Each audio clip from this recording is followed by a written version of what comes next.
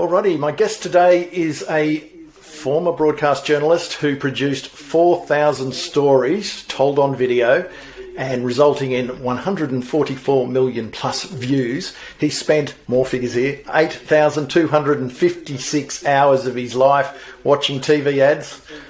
Why would you put yourself through that? We're about to find out. Plus, he's consumed and dissected over 1,200 viral videos, all in the name of research. His name is, you'd think you know a little bit about videos, I think. And he's so much so he's written a book about it called Like, Comment, Share and Buy. His name is Jonathan Creek. Jonathan, welcome to the show. What were you doing 10 years ago? Thank you, Trevor. What was I doing 10 years ago? I was a television reporter for one of the networks here in Australia. As my dad likes to describe, I was the best journalist on the worst show on TV, which I hold as a badge of honour. But I was a full-time journalist telling other people's stories every day without knowing what they were going to be beforehand.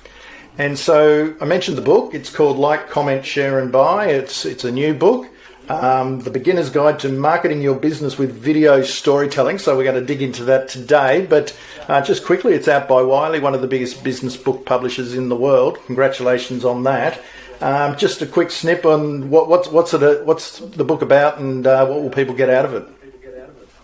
Well, the book really it goes back to sort of my inquisitive nature all the way back in 2009 when I was a TV reporter and I was creating videos, essentially videos. They call them news stories or TV stories, but they are videos. With all the resources in the world. Like I had cameramen who were getting paid six figures with cameras that were worth six figures. I had access to helicopters and trucks worth millions of dollars. And at the end of the day, my job was to create videos, 4 5-minute videos, to attract as many viewers as possible. That's the TV game, all about views. And so at that time, YouTube had just started up, and what I was realising is that I had all these resources, I had all these experts, all these people who were trained, and maybe on a good night, the show that I was involved with Today Tonight would pull maybe 1 million viewers. But what I was starting to notice is that over on the internet, this thing called the internet, you got to understand, apps were pretty new. The internet was around, but apps and viewing and YouTube and those sorts of things were new. And you get kids with their dad's handycams, and they were getting 1 million views. Yeah. And so for me, it was like, okay, this is interesting. And I'm a competitive sort of guy, so it's like I can't let these kids just roll me here. I've got to fight for it and do as best I can. But as the world progressed, and over 2 or 3 years, we started to see YouTube grow and grow and grow, and Nike launched that first viral video, and then then we saw the likes of Red Bull and a few of the others, and so we started to see the whole video platform and the video media outside of TV and film starting to mature and also grabbing attention. And it became really clear to me that it wasn't just luck. Viral videos weren't luck. There was something that they were doing to trigger people to share them. There was something that they were doing that triggering people to take action. And so I started to research it. And in the end, I left my safe corporate job. I was that infatuated with viral videos. I'd done Burning the Midnight Oil, side hustle type thing. Early days Gary Vaynerchuk, scarred my eardrums. I actually, it's a bit of a side issue, but I was actually at a point where I was talking with Gary over the internet back in those days, before he was Gary. It was an amazing time. It was almost the Wild West, but everyone was accessible. And so what I started to do once I left my job is I started to research what is it that these videos are doing, because success leaves a sequence. And my aim was to start a production company that purely just made viral videos, because I thought that would be awesome. I thought what a great life that would be, just to work for big brands and their big budgets, just making videos that go silly on the internet. And that 6 months of research to set up that production company actually ended up being 5 or 6 years of research that took me all the way around the world to create a formula called the Virable formula, which we were almost using as market research, where we'd sit people in a room, we'd play them a video, and then we'd monitor a scorecard that would get them to fill out to see whether they would share it or not. And what we were able to work out, not a perfect formula, but within an accuracy of about 87%, we could tell whether people were connected enough to a video to share it. And that was really cool until I had one client who had gone and spent hundreds of thousands of dollars on a video. I didn't advise them to spend that much because I don't believe you have to. But they spent all this money on the video for me to sit there and tell them it's not going to work. It's missing the point. It hasn't got it. It was a pretty ugly meeting, and the parting words was, it'd be really good if you could tell us this before we actually spent the money. And I'm like, sure, well, you could hire me instead of hiring your advertising agency friends, and would do that. But that really stung in me. It was like, how can I reverse engineer this formula so that I can help others compete against the big brands? I became quite disruptive in my mode, and so that's where the book came from. It's really a walkthrough guide of the stuff that people need to do if they're going to market their business using videos before they even push the button. It's not a book about how to frame a selfie. It's not a book on what's the best camera to use. It's actually a book on what's all the stuff that you need to get done before you can actually tell your story in a way that's going to come across as not only genuine or authentic, and they're overused words at the moment, but stories that are yours. Yep. And so what stories to tell and when to tell them. So in terms of viral, we're talking more about shareability, not necessarily hitting millions of views, but really how do we get people to share? And that's with all our content. I mean, unless it moves, then it's not getting around and not getting to people. And clearly when a friend or a connection shares something, then it comes with that bit of social proof as well. So we might look at it. So let's unpack that a little bit, because there's a lot to it. There's sort of a lot behind the scenes on all of this, but let's talk about that. People have got attention issues. We know that they're scrolling, they're quick, they're impatient. That doesn't mean that you do short videos, by the way. I wouldn't have thought, because we know that long form video is really working. Long form articles really work, and Tim Ferriss does podcasts of 2 hours long. So we know it's not really a short or a long form issue, but what are when it comes to people's attention? Clearly, we're a bit. You'd say we're unfocused these days, and getting through with the noise is probably the biggest challenge of anyone building a personal brand or trying to cut through with their story and their message. Yeah, I think there's a bit to unpack in there. So, if you don't mind, I'll just step through the different bits. Viral's really interesting. A lot of people, when you say, viral, and then the word video, they sort of get their defences up. They think they're going to be sold something. And it's something I struggle with every day, and in a way it's probably one of my greatest marketing challenges. But to explain the whole viral video link to this book, and also my thinking, my theories, is that viral videos are the alpha predator of the internet. There's no denying that they are the best. They consume so much of people's attention for very little spend at all. Like, they are the monsters. They are the alpha predator that everyone should be looking to and learning from. And that's the way that I've always approached life. If I was going to learn to be the greatest video creator online, I would want to learn from viral videos. What is it that they're doing that makes them spread? As I said earlier, success leaves a sequence. And so it was about learning that sequence. Now, I'm not saying that by reading this book you're going to go out and make viral videos, but you're going to have a greater understanding of how they work, and you're going to have a greater understanding of how to make the types of videos that do go viral. That's where that sits. The next question that you were talking about was attention span, and the length of videos, and the noise, and there's no doubt that the internet is a really noisy place. You only have to put yourself on Facebook's landing page, and I think there's no less than 32 different buttons and links that you can click. That's crazy for a human, particularly a human like me who's got magpie syndrome, who's always looking for what's new and what's next. And I just love exploring things, and don't press that button. I'll press it every time, Trevor. I'm telling you. After me, I've already pressed it. I'm there pressing away. You're there pressing away. That's it. So I get this question a lot: how long should my videos be? And we could sit here and I could give you examples of great videos that have gone for 5 seconds and great videos that have gone for 2 hours. The answer is not how long your video should be. and I explore this in the book, the answer is your video should be as long as you can hold your audience's attention until you can trigger them to give you the action that you want. Now, whether that's a like, whether that's a comment, whether that's a share, or whether that's buying. And that's why the book's called Like, Comment, Share, Buy. The trigger that's in all of our human brains to create action off consuming content is the same trigger. It says that you can influence the behavior linked to the trigger. Now, we've seen it in Hollywood for years, 10 decades of time-tested best practice in that movies can make you cry. Now, that is just an emotional connection that you make with a film that then builds up to a point where it triggers a physical reaction, which is crying at the time, because you're so invested in the actors. Because if you actually step back in the reality of it all, if there was a movie on, and I don't know, I don't watch soppy movies that much, but let's say it's The Notebook. I'm sure The Notebook made people cry, right? So let's say it's The Notebook, and you're playing The Notebook at the local cinema, and it gets to the point where the audience is crying. If I had the ability to actually stop that movie at the time and turn on the lights and stand at the front and say, hey, why are you crying? I could actually convince them with an argument that's real and factual and make them feel pretty silly. Because it is. Why are you crying over someone who actually didn't die?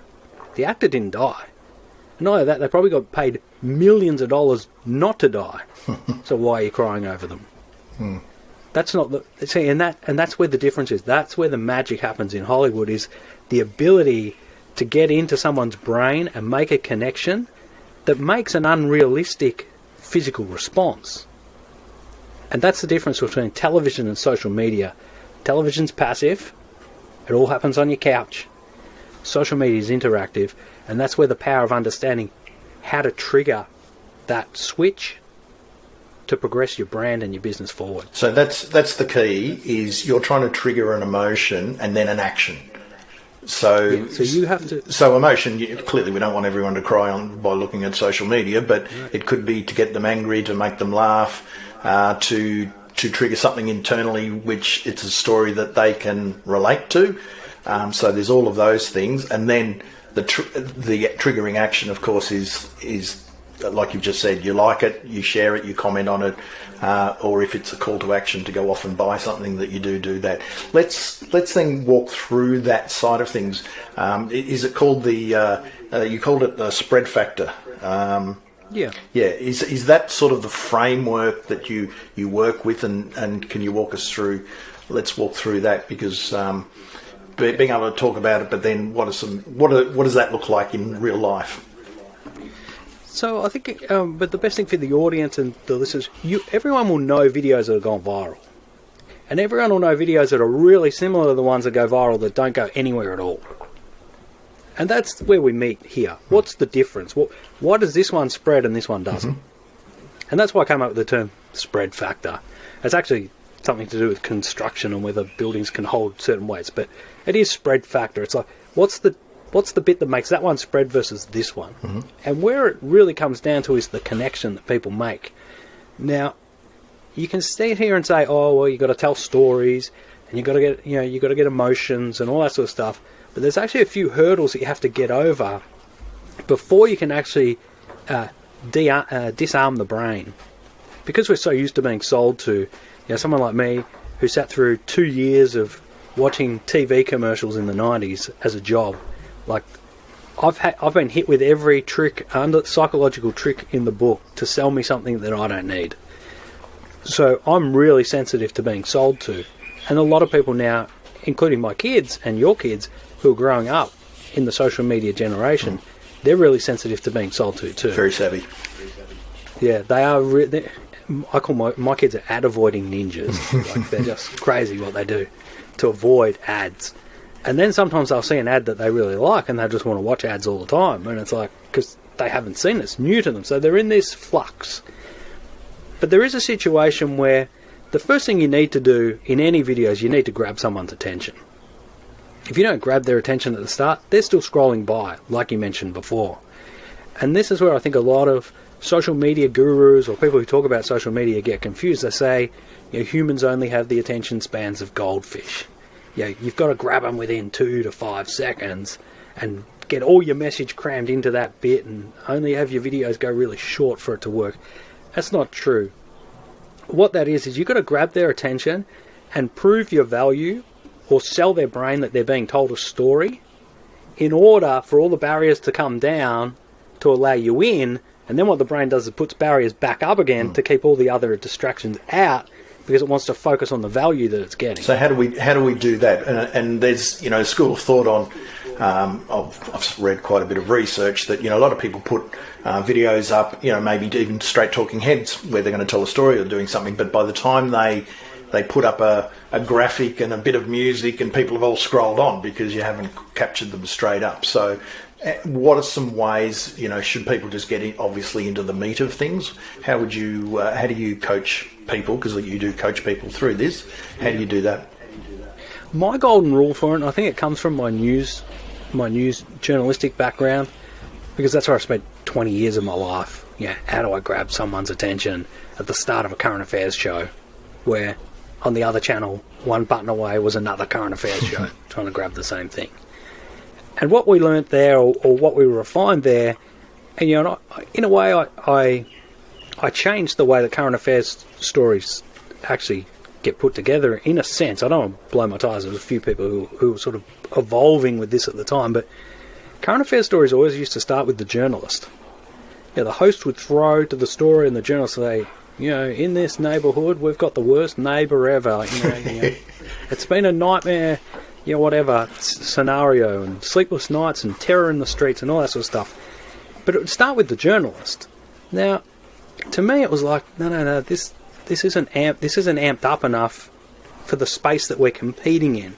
We have to take it up another level. So what I started to do was I would almost get the biggest bit of the biffo that they'd put in the promo, because they were putting it in the promo for a reason. They were putting it in the promo because it actually attracted attention. So I'm like, I want the start of my stories to be more like the promo.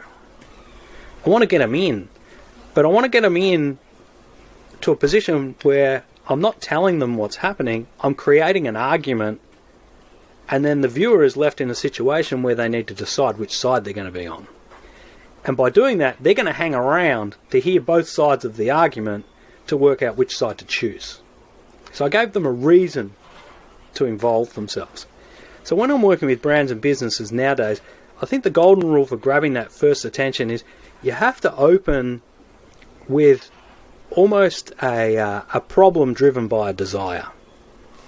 So you have to open up by talking about what's the problem that you as a business solve, that your customers have, and what's their desire to solve it.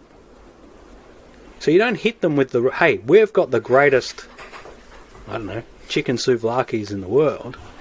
You open with, do you struggle to find a good chicken souvlaki near where you live?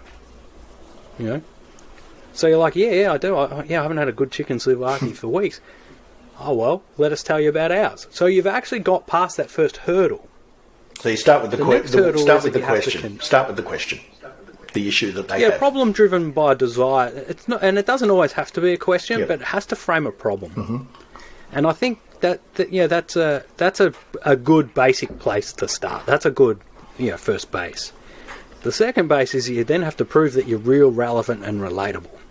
Now that's a bit of a marketing branding term that's been on and off for a while, but it does stand true, and it does stand the test of time. Is that if you can prove to your viewer that you're real and that your problem or your solution is relevant to them, and that you can relate to how they feel, then you're almost into the second base. You're connecting with them. You're starting to make those connections, and the connections that people have with content are really delicate. But your tentacles are going out there, and you're starting to make a connection, almost like E.T. Your fingers are starting to touch. You've nearly got them in your circle. The next step is that you have to then hijack their attention. So you've got them paying attention to you by being real, relevant, and relatable, because they're like, oh, this guy understands my pain. This guy understands my problem, or this brand understands my problem. I think they're the best suited to come and solve what it is I'm trying to solve. The next step is hijacking the attention, and that's where storytelling comes into it. And I think there's a lot of confusion around storytelling at the moment. It's almost one of those terms and words that gets overused a lot by people who don't truly understand it. But storytelling is a science, way beyond just sitting down and talking about your life, and it can be hard to learn. Yeah, I mean, there's so many frameworks, and we all hear of the hero's journey and that side of things, but ultimately, as you say, there's a lot of different ways of doing it. How do you coach people? So say someone was just going to do a pretty basic video, and a good place to start, and using their iPhone. So, production values is pretty raw, which often works for you, doesn't it? Shows that you're real in that respect. And they get into it, and they know their audience, which is key. You're not doing it for yourself. You're not doing the video for yourself, are you? You're doing it for an audience in mind, a very specific thing, and that's paramount. That's an important point. Yeah, and so that pain point that they've got, and you put that out there, then you get into it. But walk us through that side of things then. What sort of stories do you like people telling, or do you like them anecdotal, making their point with a few anecdotes in there, which is more micro storytelling? What's your sort of favoured, if you have one or two favoured frameworks, I suppose? My absolute favourite storytelling framework is the simplest one. I'm a simple guy, Trevor. I like speed, I like ease with results. So my favourite storytelling framework is the 3-act play. It was invented by Aristotle back in wherever, Greek, BC. And that's a fascinating story how that came about. I mean, he was, it was almost the driver of me researching viral videos, is that Aristotle wanted to work out why some performances in front of emperors were more revered than others. Why do they want this one more than they want the other one? So he just went about studying the different plays, and as a result built the 3-act play, which is start with a problem driven by desire, have a journey with a challenge, and then you have an ending, success or failure. When it comes down to prescribing story frameworks for people, it depends on their abilities, and it also depends on their stories and what they're trying to get out the other side. If you're trying to get people to pay attention to you, just like, comment, build your following, well, then you have to lean more towards the aspirational. If you're actually throwing stones and taking a stand, well, then you have to be more confrontational. So there's so many different elements that the work really begins in working out who you are yourself. And what it is you want to achieve. And most people outside the advertising industry or marketing industry, or even maybe in the film industry, skip that step. They miss it altogether. They have no understanding of what it is that it takes to actually get deep down inside themselves and tell stories that are true to themselves. They're too busy focused on the latest cameras, the latest phones, the latest apps. They're just distracted by all the toys, not the tools that will actually make the toys work. And whenever I come up with theories or come up with strategies that are in the book, I always test them. And there's one story in the book, I won't tell too many of it because I want people to buy the book because it will benefit them. Is that, go into your local camera store. Try this. Go into your local camera store and ask the guy or the girl at Ted's Cameras when they come up to, because they'll come up to you and they say, "Hey, Trevor." They won't say, "Hey, Trevor," but they'll say, "Hey, can I help you?" Yeah, that'd be a bit freaky if they knew who I was.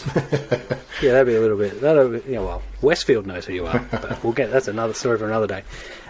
They'll come up to you and say, "Oh, excuse me, sir, can I help you?" And you'll say, "Yeah, sure. I'm looking for a camera." "Okay, what sort of camera are you looking for? Photo camera, video camera?" No, I'm looking for a video camera."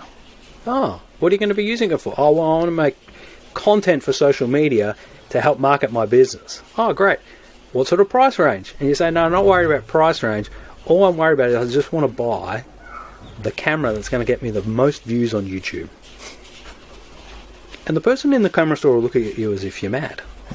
Because there is no camera designed to deliver you more views on any platform. It is 100% substance over what I call selfies. If you've got an iPhone 10 onwards, you have more than enough to satisfy great content. I won't let too many secrets out of the bag, but I still shoot some corporate videos, and I use a whole lot of Sony gear, expensive cameras. I I love the idea of great cameras. I love the artistry of using cameras.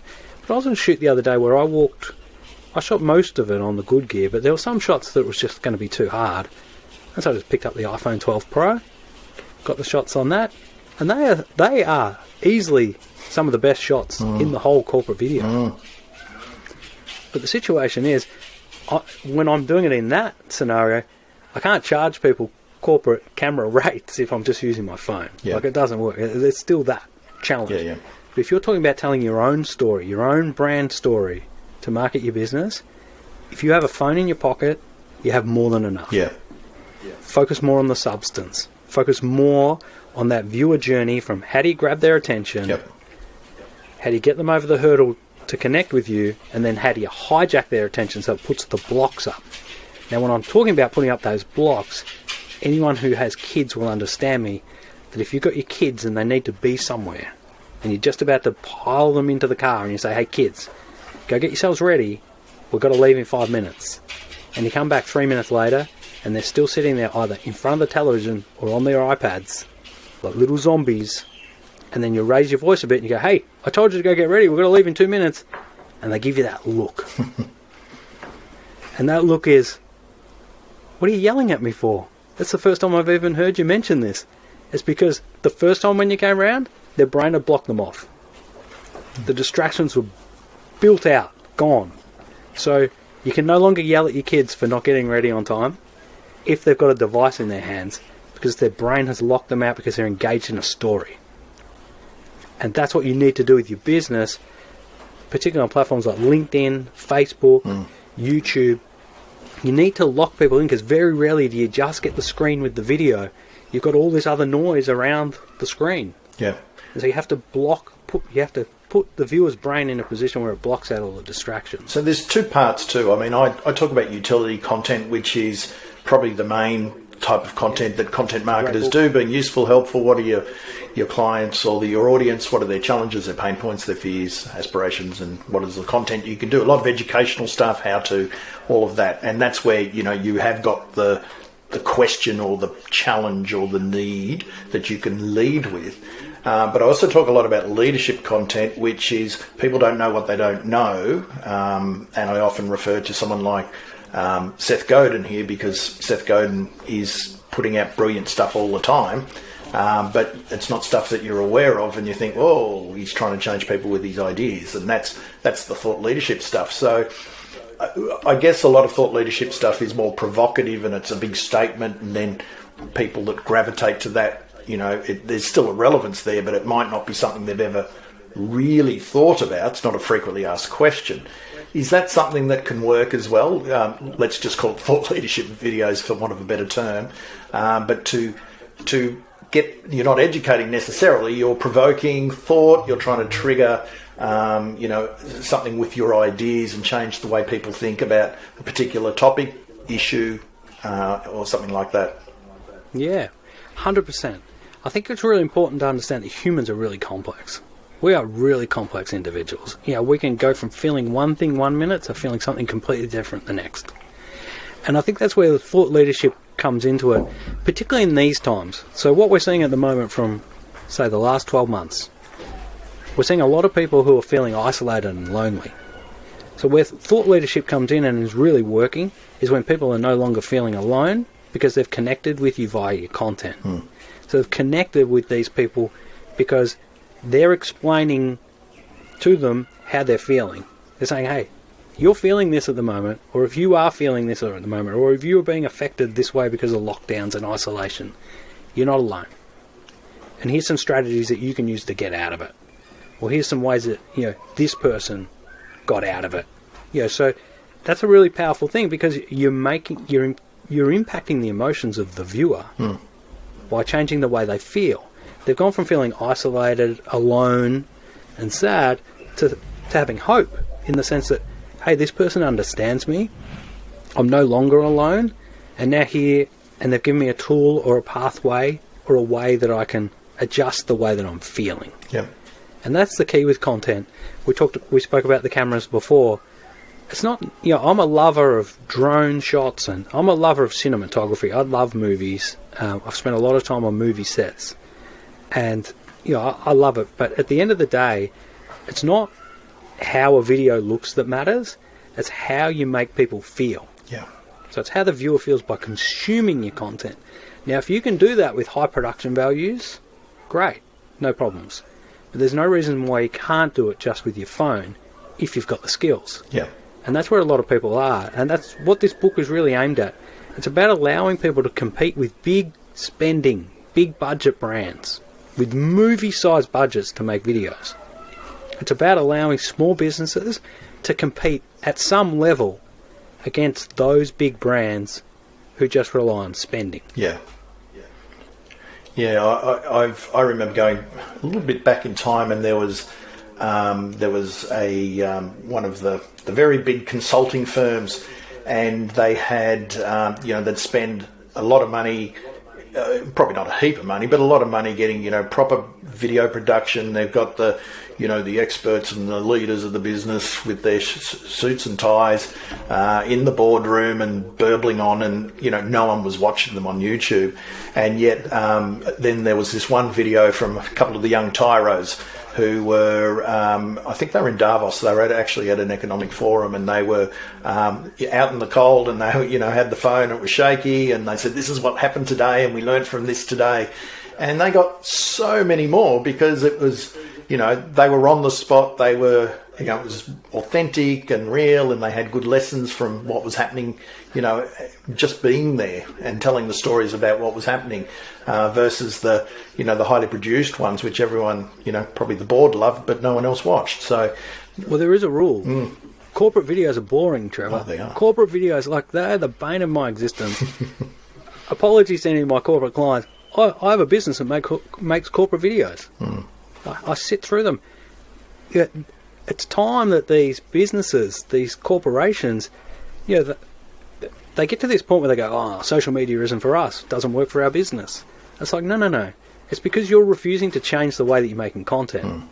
You're making content the way that you used to make it maybe 5, 6, 7, maybe even 20 years ago. You're still just making the same videos. We're this business. We've achieved this much. We make this much money. This is what we do. There's no feeling to them. They're just almost like a PowerPoint presentation with more slides. 24 slides a second, as I like to say, because that's the frame rate of a video. So it's about, if you want to connect people, I think big brands in particular, they struggle to understand that social media is not a place where you play your TV ads. They still do it. I remember saying this at a conference. It was one of my first ever speaking points in 2013 or 14. Stop putting your TV ads on social media just because you've got them sitting there after putting them on TV. Yeah. No one goes to television to watch the ads, and people definitely don't go to social media to watch TV ads. And they've got the choice to buzz unless through. They're the good ones from the 80s. But and that's the problem with corporate videos is that people don't watch them, and then brands are giving up rather than understanding that, it's actually me not communicating the way that we should be on social media. So what would be your sort of tips be? Let's go really lo-fi. We're using the iPhone. We've got, experts who are got so much information. I mean, the strategy part is obviously clarity of story, clarity of audience, clarity of the message you want to get across. So get that out of the picture and say they've got the clarity and the purpose of why they're doing it. Yeah. But then, they're obviously making mistakes by probably just burbling on or putting an intro in or doing whatever. What are sort of 2 to 3 tips of things that if they wanted to start, tomorrow, that they've got the phone, they can have a practice, even if it's telling a story, and whether there's any techniques they have to look at as well on top, whether they, it's just straight to camera's fine, or do they need to cut to things? I'll leave it that open-ended. Sure. I think the best way to go, if I was to start tomorrow, with someone who was brand new, come from a different planet, didn't know what social media was, the first thing I tell them is that no one can watch bad audio. It's rule number 1. The brain can't hack it. So if you've got audio and it's scratchy or it's windy or it's noisy, and phones are prone to that because the microphones are on the bottom. There's no protection if you're holding it up to do a selfie. There's no protection of the microphone. So the first thing I do is The camera on your phone's great. It's stronger. It's better than the Hubble Space Telescope. The lens on your phone. I mean, that's a fact. It's more high definition than that. So you don't need any more lens. You need to control your audio. So either find a quiet place that's not distracting, because bangs and noises and sirens can send a person's brain somewhere else and they'll stop following your story. Get yourself a microphone. You can either get wired ones. You can use these headphones, these old Apple headphones that are wired, or even the AirPods. Some live streaming platforms don't allow the AirPods to work, so be careful of that, but the wired ones, these microphones are built for people to talk clearly. They're actually really, really good. They cut out the wind. So just monitor that, make sure you're there. The second thing I would say that you need to do is you need to start with the end in mind. And this happens across all industries. People who do keynote speaking, television, podcasts, videos, is that they know what they want to say at the start, but they don't know how to get out at the end. Yeah. And that almost goes back to media training. And politicians are big on this, is that they know where they need to get to and then they stop. Yep. Like that. This is the only point I need to make. I'll set it up here. I'll squeeze some pain points in the middle and then I'll stop. And that's the 3-act play again, almost, if you think about it. So always know how you're going to get out, because so many people have some great video content. They go live on Facebook or Twitter or any of those. That's really easy to do. But after 4 or 5 minutes, they get lost, or they switch topics, or they get distracted by the chat. If you're not skilled at going live, and it's not something that everyone's good at, the first thing to do is just jot down, this is where I'm going to start, this is what I'm going to talk about to trigger the pain and connect with people, and here's the ending. And the end always has to have a lesson. So what's the lesson in what you've just shared? It doesn't matter if there's success or failure in your story. A lot can be learnt from failures. A lot of people always get romanced by always having to be successful. But what we see with a lot of videos online is that when people fail, they actually get a lot more engagement because it's different. Yeah. I remember. So the third thing I'd say is zig when everyone else zags. Yeah. I remember going to there used to be a series of events here in Melbourne, and it used to be how people stuffed up. And so the keynote speaker would get up and this is how I stuffed it up and don't do this. And they were incredibly popular. And I think you're right. I mean, that's also that vulnerability and that authenticity which people gravitate to because, success is nice, and where possible, this is what I did and this is how I did it, and be open about it. But hey, look at the muck-ups along the way in terms of that. And I guess telling micro stories within that framework too, for illustration purposes, I think you've sort of touched on that a few times. Is that story doesn't need to be there to there almost, but if you're making a point and you refer back to a client, for example, if you're in consulting or in a field, and how they overcame it, to just show that it can be done. It doesn't always necessarily have to be about you, does it? That this has happened to, but through my research, I've found this person. Or you talked about Gary Vaynerchuk before, and how Gary started, and where he is today is a story as well. So I'm a believer in those examples. Have you got a sort of a take on that? Yeah, I have. I mean, I think Gary Vaynerchuk is a great example of someone who's almost knitting all his content together in one big story that lasts decades. Yeah. So Gary Vaynerchuk at the start, when he was doing Wine Library TV, if you don't know, Gary Vaynerchuk's a social media commentator who runs a big agency in New York, and he's very successful, but he's very vocal on social media. You know exactly where he stands. He's got that New York sort of edge to him. So when he started on Wine Library TV, he just went for volume, because at the time there was a lot of space. There was times back in the early YouTube days where I'd watched pretty much every video on YouTube. There was nothing new to find. Either that or the search engine was just locked me in on a certain catalogue. So he went volume. But then as social media evolved, he's like, right, I've got to grab people's attention. How do I do that? So he started making videos that were more like films. His most famous one is Clouds versus Clouds and Dirt. Clouds and Dirt. Which basically just gives context to everything that he's spoken about ever since.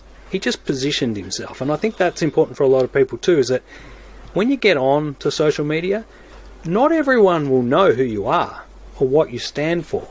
And if they don't know where you stand in the story, then the story may not make sense to them. So, Gary Vaynerchuk has been very good at setting the context of the position that he talks from, and he doesn't move from it. And what's really clever is that for a couple of years he just went on this punch you in the face rant for years, and he just knew where he stood.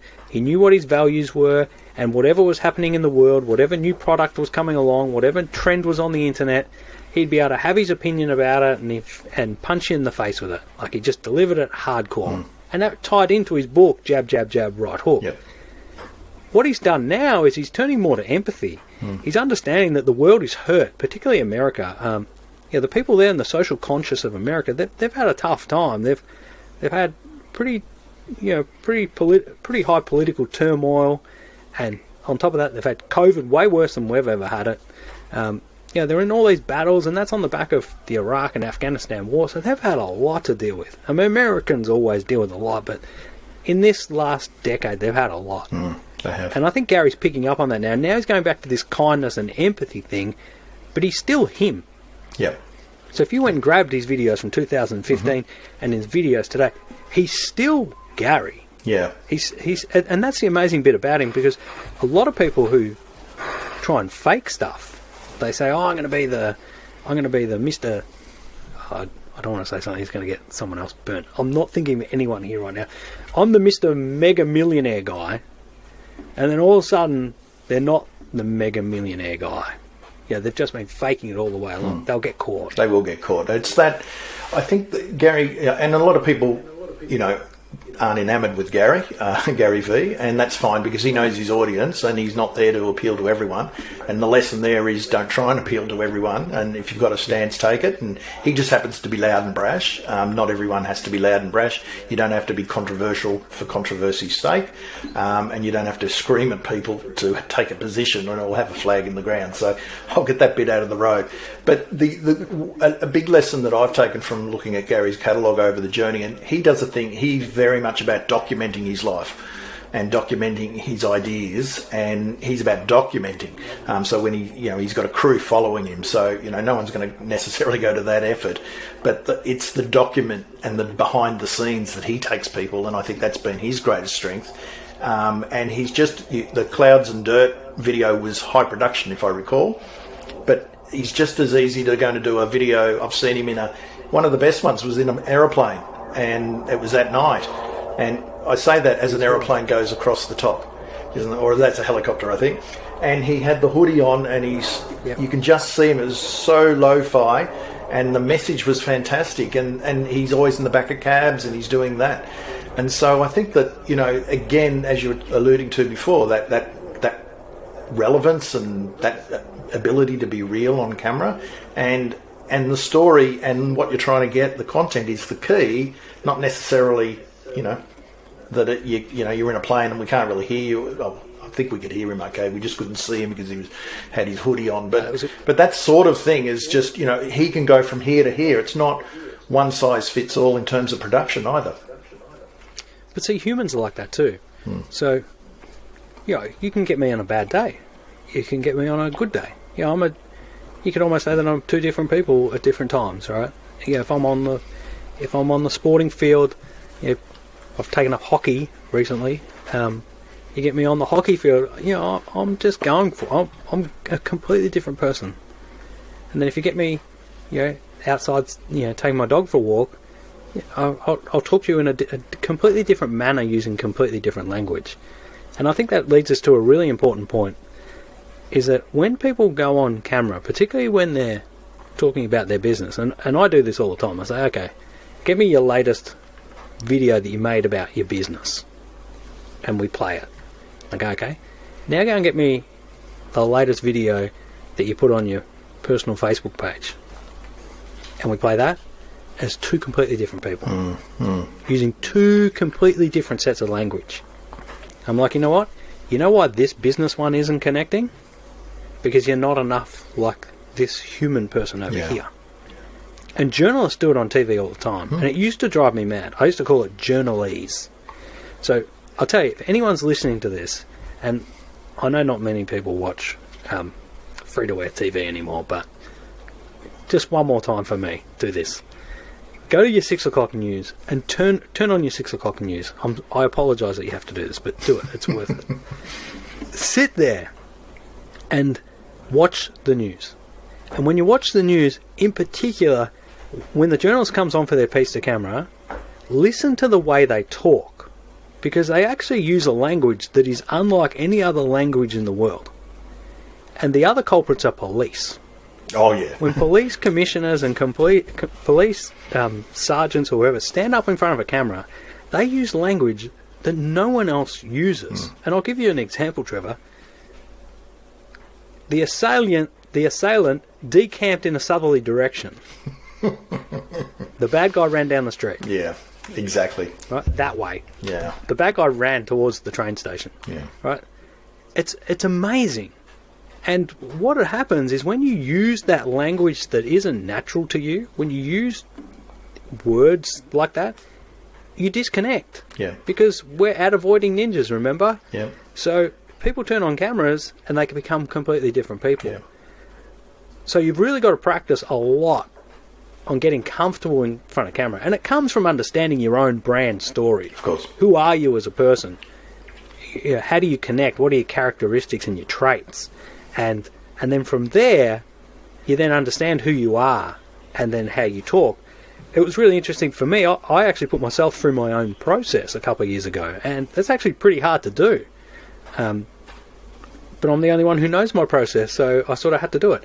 But I actually started pinning myself, and this is before Mandalorian. I always saw myself as Boba Fett. Like, I love Boba Fett. I don't know if you know, he's the bounty hunter out of Star Wars. And that's how I always saw myself. I'm out there, I'm hunting clients, I'm hunting business. I'm the best hunter in the galaxy, and I'm going to help people get their goals and be rewarded, right? I was just on the hunt. But my personality traits aren't that at all. I'm too empathetic. I'm too willing to help people who are outside my actual ticketed job of hunting a bounty. So you have to be really clear of not who you think you are, but who you actually are. Yeah, yeah. And from there, the stories will flow and they'll work. Yeah. No, it's good advice. And I guess the other part of it is, if you are, you're different in video when people meet you and that side of things, it doesn't build trust. In fact, it breaks the shackles of trust there a little bit. And as we know, getting people's attention's hard. Building trust with them is even harder. But video is a great way to build trust, but it's always also a good way to lose it as well. Yeah, I think people think that social media is going to replace a handshake. And maybe at the moment it does. Maybe we're in a period of time where handshakes are out and we can just connect via digital devices. But when we all get back to normal, and we will, nothing beats a handshake. And you don't want to turn up to a meeting being someone completely different to who you were previously. And even in this interview today, I don't usually wear a suit coat, Trevor. I'm telling you that, I don't. But if you were to meet me in a business environment, I would. Yeah, I don't sit in my home office in a suit coat. But this is who I am, and this is who I represent as a business and a brand and as a person. This is what I like. It's almost like Eddie Maguire used to say that he always wears a suit. He does. That's his. No matter what he's going to do, always wears a suit. Always. And it's become his brand. Yep. And this is someone who's been on virtually every TV show in Australia. For those who are international, don't know Eddie Maguire. Google him; he'll certainly pop up. And but even as a young 20-something, he was always wearing a suit. He's always has. Yeah. Jonathan, terrific, mate. Congratulations again on the book. Comment, share, and more importantly, buy. And thank you for getting a copy of it. I really appreciate it. Yeah, no problem. That's available everywhere through Wiley. And also, where else can people get you? Because you coach and you consult and you got courses and you do stuff. What's the best way people can connect with you? You can find me on all the socials as Jonathan Creek. Probably Facebook.com/Jonathan Creek will get you to me, or LinkedIn. More than welcome to reach out if you've got any questions. So just across all the socials, and a new website launching probably by the time this goes to air, jonathancreek.co. .co, excellent. couldn't get the .com. Sadly, there's a place in America called Jonathan Creek. There's also a TV show in the UK called Jonathan Creek. There is definitely that show. Need to change my name. All righty, mate. Thanks very much again. Thank you, Trevor. It's been a pleasure.